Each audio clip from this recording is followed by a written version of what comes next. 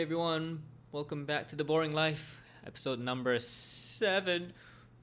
7? Is that how it looks on YouTube? Um, you're gonna see me constantly be looking this way because I just moved a giant monitor here, and so before I would be reading off notes on my laptop, and usually the laptop is placed right under the phone camera thing that I have, and I'm just aimlessly trying to stare at you instead of having my eyes wander away. That I'm still learning how to do that properly, but that caused a lot of mess up with me. So I brought my monitor that used to be on the back beside me. So, oh, I hope I don't mess this up. It's right here. Yeah.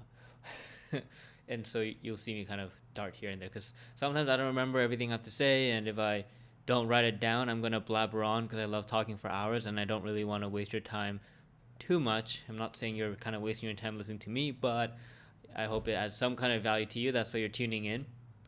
So this week we're going through week what? May 13th to 17th. Fun week. It was actually a highlight week for me. It was a really big deal. Like last week was a really big highlight that I spoke about. Like meeting or getting Dan Ariely to like really respond to an email of mine. Like that was a huge deal. But yeah, no, this was another huge week too. It's just I'm really hoping that this trend continues, and this week will also be huge too. Like this week that I'm in, I just really hope it is. Fingers crossed.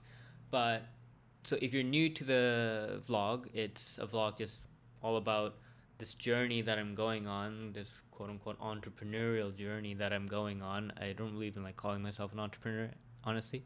It's just this idea of just tag along on this 10-20 year journey that I'm going on to build out this platform called OMD Ventures. It's a platform that I write about in my dream journals, and I'm just documenting this step by step of what happens every week as I try to build this dream company of mine. And I call it The Boring Life because everything I do is really boring. It's the same shit over and over and over again, and just meeting people and talking, and it's nothing exciting, but I hope to share just quick highlights that won't even really be mentioned in any kind of book or any kind of autobiography, but I figured or talk about it on a weekly basis. It's still a highlight of the week, but it might seem still really boring for people, and so that's why it's The Boring Life. So, major developments for this week. The first one. I had some pretty fascinating conversations this week. I had, so let's see, the first one, I had 3 separate conversations with people who would come on as potential guests for the podcast. I think I've scheduled 2 of the conversations as future interviews. One is still pending, but to give you a high level overview, one person is a business person who went on to become a psychiatrist. So I've had a personal fascination about psychiatry myself, and I've kind of wanted to be a clinical psychologist when I was young. So that's personally very fascinating for me because I also explored med school very briefly after I left the buy-side world. Because surprise, people don't need a science background to go to med school, even in Canada. So that might be fascinating for some people. Another one is a professional poker player turned real estate broker, and so that's very fascinating. Where the individual had a lot of success early in their poker career, and I really hope to kind of dig through that kind of world. I've never really been exposed to it. I enjoy poker, playing with friends, so that'll be another fun one. And then another one is with a mutual connection with one of my other past podcast guests, and we're going to talk about just mental strengths. And he runs a company that focuses on mental fitness, for example, like meditation, journaling, those kinds of habits that really flex your, brain's muscles. And I had an amazing conversation with him, and so I'm really excited to have that podcast on as well. So those were some really fascinating conversations, and these are all people with very weird, unique backgrounds. So I'm 100% sure they will add value to your life as well if you take a listen. And I also got to check out East Room. It's a co-working space in Toronto, but it's on the east side, past the DVP bridge, if you know what that is. And it was a really nice place. That's one thing I love with all these podcast interviews I do, is I go to all these places in person to interview the folks if they have an office or they work in a co-working space, and so it's honestly awesome because I get to just see the interior design of different offices, and that might be the indicator why I wanted to be an architect when I was young, and or even like all throughout high school, and why I prepped like an architecture portfolio, and why I liked designing rooms and stuff. But yeah, I really like it. I really like going to nice swanky offices and just kind of admiring, ooh, so this is how they decided to design it. Like I love it. It's kind of one of the perks of what I do. And other than the podcast interviews, so I had two separate conversations that could potentially lead to allowing me to do the more permission based work that I wanted to do, because right now all this is permissionless. I do it whenever the fuck I want, and I talk about my life, and you listen, and whether you do or not, it doesn't matter to me. I'm just gonna do it.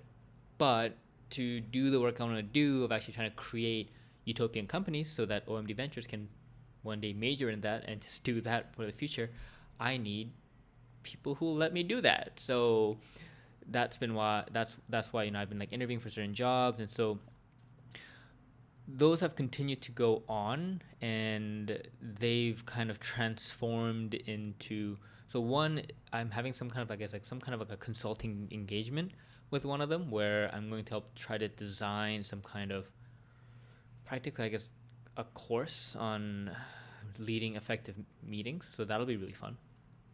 And then another one might lead to a potential role where I might team up with this super high level, super high up senior HR executive to test out all this research and theory I have, because the individual, I pitched my research to the person, and we had a great 1 hour conversation about it. And so the individual has a bunch of companies that they're very well connected with, and so we were thinking about potentially partnering up with that. And then there is another organization. I'm not saying specific names because nothing is kind of set in stone, and I don't want to not really implicate. That's not a really good word, but use their name without their permission to a certain extent, because it's still kind of a dicey situation. But yeah, so the third organization, they are based out in the U.S., but their, I guess, leadership just really liked all the research paper I sent them, and so I'm gonna see if we can work something out. So they really liked it. I got grilled by the senior leadership team on my research, the data I had, and just the kind of work I wanted to do. All throughout the three conversations, kind of all pinpointed down to the fact that they had no idea what position I would do, but they all mutually understood what I was trying to do. So I think that's kind of been the first, and that's what's kind of working, where they get it, and so they want to continue talking with me and continue to try to problem solve our way through how can we make this work long term. So I'm really excited and really grateful that that's happening. But it's also really scary because I kind of have all these things that are happening and I don't know how to do it. Like, it's not like having a job or going for a job where, okay, I want to be, I don't know, like a fucking venture capitalist, or I want to be a equity investor. And then you go, I know exactly what happens. You do XYZ, you get this job, and once you get this job, the the very the range of your responsibilities, it doesn't differ that much. Most people really do the same thing in the same job title. You might have a couple, small standard deviation differences, but it's not much.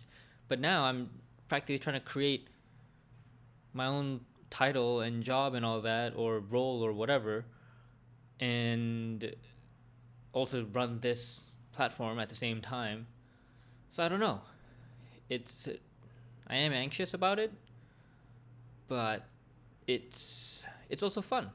It's because now it's actually about something I want to do, and it's kind of like we're problem solving together, because the people I'm speaking with are amazing, and they actually care, and we have a mutual vested interest in helping the rest of humanity. And so yeah, that's been an amazing week, an amazing highlight to my week, because that happened, and all three discussions were amazing. I had so much fun, I had so much euphoria, but as soon as the discussion ended, I had just been zapped of my energy. and so I got hella tired. And so that's actually one other thing. I think I peaked in my training this week. So that's powerlifting talk. But when powerlifters, when we train, we practically have something like a 8 to 12 week block where we have a set training, and you go through all that, and by the end you peak. So you want to hit this point of you've built your body up to this maximal strength level, and then you want to be competing at that zone. But when you're constantly just training all throughout the year, because I don't really like competing, I'll do maybe once a year. You go up, you peak, you go down, and then you want to go up again. So I've peaked this year, and I feel it. Like, you feel it. You feel so weak. You feel all the stuff that's supposed to be light. Your warm up weights will feel heavy, at least for me. And I think it was also mounting with the fact that I've been feeling a little overworked. I kind of lost track and ended up just been getting stress get to me, and a lot of good things were happening, and so I got very energized, and a lot of things were working, and so I think that kind of led to. Oh no! Oh, good. The screen went dark. That led to this energy exhaustion, and yeah, like I had multiple nights where it's like what 9 p.m. and I'm just zoning off. My eyelids were shutting down. I had to just keep my eyelids open so that I could type constantly at night. So I'm trying to be cognizant. I'm really trying to be cognizant to at least work-wise just kind of have a set end time. I told myself that before, but I am trying to be more strict on that. So I focus on just having like 4 to 6 hours of really good deep work, because there's enough research that proves that most people are not effective for 8 hours. You're just not. You could do a lot of mundane tasks after about 6 hours of intense thinking, but I bet you like maybe 10% of the people will actually have experienced what it's like to be zoned in for 4 intense hours of work. But most people don't. Most people have no idea what that's like. They're just droning on, multitasking, checking their phone. Like, I'm talking about 6 hours of airplane mode, nothing else, no music. Like, I don't even have any music on. It's just intense, just in the fucking zone working. But yeah, so I'm trying to really be cognizant of that in my schedule. But yeah, so that happened. So near the end of the week, I was just brain dead. I just couldn't do shit for all of Saturday. I just wanted to relax, although my mind just couldn't relax, and so there is that internal struggle. Well, I watched the Raptors. Yeah, it was exciting. Game 7 was super exciting. That was super exciting. But you know, yeah, basketball's basketball. It's just fun. What else did I do? So habit of the month: not eating pastries. Didn't eat a single pastry. Real hard, but I'm honestly really feeling the sugar. Fuck, like I'm so addicted to sugar. Just those pastries that every time I see one or I walk past a coffee shop, oh, I'm just thinking about the pastry. I'm trying not to care. It's been 21 days, 21 days as I recorded this. But I guess as of what this vlog, it'll have been 17 days of no pastries. It's probably the longest time I've gone without a pastry. It's insane. It's insane. It's insane. I'm nearly done, so that's about it. And so we'll kind of go hit upon the boring parts of being wise, healthy, and wealthy. It's really hard to constantly be looking at the side here and then trying to constantly look at you. And I think my voice probably goes in and out from this mic, like.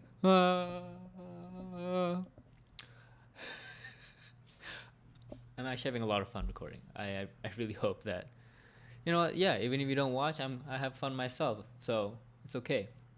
So what happened for being wise? That's mainly focused on the reading and the learning, daily learning. Hit that stuff every day, no problem. Newsletter went out, all good, and I'm nearly done the Maverick book. Probably 20-30 pages left.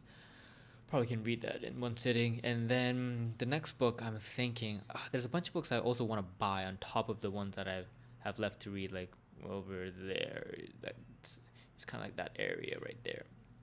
I think I have like 6, 7 in inventory that I have, but I want to buy about 3 to 4 more. More along the psychology slash biography slash meditation genre. I feel I'm just gravitating towards more of that lately. I just need more of that in my life, especially like stuff about like loving yourself more and like getting more attuned with death. I want to have more of that knowledge. But I think the next book I'll read currently is Richard Feynman's autobiography. I guess it's an autobiography. He wrote it. It's called Surely You Must Be Joking, Mr. Feynman. It's his first one. So I'm excited to get started on that. As far as being wealthy goes, so that's when I talk about the platform. So the essay I wrote, it's called Retiring Without Realizing It. And I make the argument that by 25 years old, most people have retired, but they have no idea that they did. And the argument I make there is that everyone's obsessed with like financial retirement. Like they think money is the way that you retire.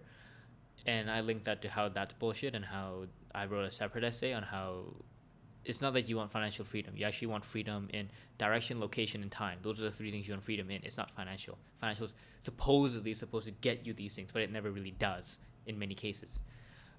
There's no absolutes though. But the argument I make in this is kind of in-depth one of how most people have practically retired their minds. Like they've stopped growing because a bunch of my friends that I know from university, they're like that. They've just kind of settled in. They don't care about learning anything new. Like sure, you'll learn something like at a fucking sluggish pace, but practically you're retired. People just want to settle, get a comfortable job, and there's nothing wrong with that. I just talk about how do you know that you've chosen that? Are you cognizantly aware that you are seeking financial retirement, but you have already kind of checked out mentally? And so that's what I write about in that essay. And so I hope you read it and let me know what you think. If you hate it, don't tell me. I really don't care. Only tell me you like it. I just like love. The podcast interview that went out is episode 42 with Sagar Mali. Sagar is a co-founder of a Vancouver-based startup called Switchboard. They just came back from Y Combinator, the esteemed, it's like the Harvard of startups, like for incubator wise. And it's like a fleet management platform that has like a software slash hardware component. But Sagar and I, we go a long way back. Like we went to high school together, and we kind of just we caught up for like the first time in close to like a decade, like 9 years last year when I went back to Vancouver for Christmas, because I kind of just started this entrepreneurial journey, and he was kind enough to just reach out and check in on me. And so we caught up in Vancouver, and he told me then that, dude, I'm going to Y Combinator in January to April. And he said he was going to be in Toronto in like the April slash May period. And so I said, yeah, dude, when you're in Toronto, hit me up. Let's do a podcast interview. And so that's what we did. And so we had a fascinating conversation. Like, Sagar had a stacked resume. Like when he was in school, he studied physics, and he worked at Intel, Apple, BlackBerry, and all that. And so he could have gone to those companies, but he didn't. He started his full time in starting his own company. And so that was a really fun conversation. And I really hope that you listen to it and take something out of it. I had a lot of fun. And so, yeah, so that's something you should really look forward to. In terms of being healthy, I fasted. I successfully fasted 16 hours, 6 days out of the 7. I missed one on the Saturday. I think I only did 13 or 14 hours because I had an earlier meeting with a friend, and we grabbed brunch together. Well, I grabbed brunch. I ate. He didn't. Maybe I could have saved it. But yeah, so I missed that. But on average, I fasted 17 hours. I'm like on a daily basis, I'm fasting between 17 to 19 hours. So that's going pretty well. Sauna twice a morning. I started a new kind of meditation. So I've been doing mindfulness meditation, which is more focused on breathing. So I've been doing that every day. But I recently switched to loving kindness meditation. It's something different, but I read about how someone at Google had really imposed it, and been listening to a lot of Tara Brach's lectures on loving and kindness meditation, as well as Jack Kornfield.